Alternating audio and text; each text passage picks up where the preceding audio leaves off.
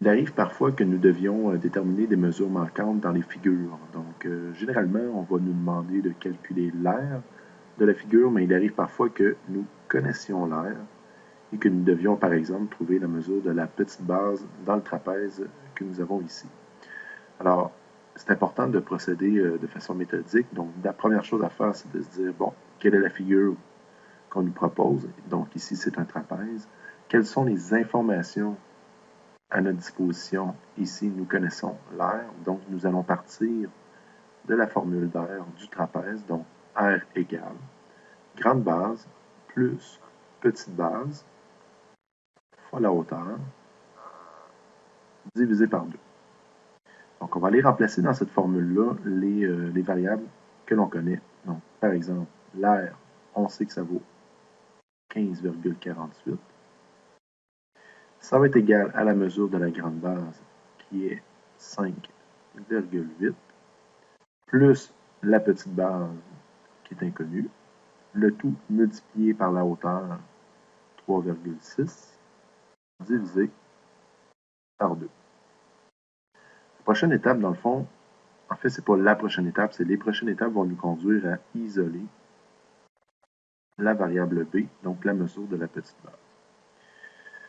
Moi, lorsque je regarde ça, la première étape que je vais faire, c'est que je vais essayer de simplifier. Donc, on voit ici que le 3,6, on va le diviser par 2. Donc, en divisant 3,6 par 2, on va obtenir 1,8. Et au dénominateur, dans le fond, on va obtenir 1. Donc, on sait qu'une fraction sur 1, dans le fond, on pourrait complètement faire disparaître le dénominateur. Ça ne changerait pas grand-chose. Donc, nous allons avoir 15,48 qui va être égal à 5,8 plus la petite base multiplié par 1,8. La prochaine étape va consister à nous débarrasser du 1,8. Donc, on voit ici que c'est une multiplication. Donc, l'opération inverse, c'est une division. Donc, on va diviser à droite par 1,8. Puis, il ne faut pas oublier, dans le fond, lorsqu'on isole une variable, lorsqu'on résout une équation, ce qu'on fait à droite, on le fait aussi à gauche. Donc, 15,48 divisé par 1,8, ça va nous donner 8,6, qui va être égal, ici, une fois simplifié, 5,8 plus b. Dernière étape va consister à enlever 5,8 des deux côtés de l'égalité. Donc 8,6 moins 5,8 va être égal à 5,8 plus b moins 5,8. Donc les 5,8 en fait vont devenir 0. À gauche, on va avoir dans le fond la réponse, donc 2,8 qui va être égal à b.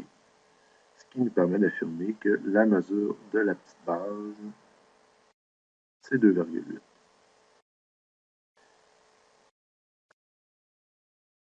On va procéder à la vérification pour s'assurer qu'on a bien trouvé la bonne mesure.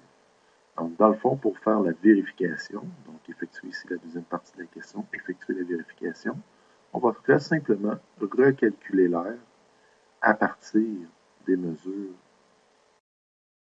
que l'on connaît.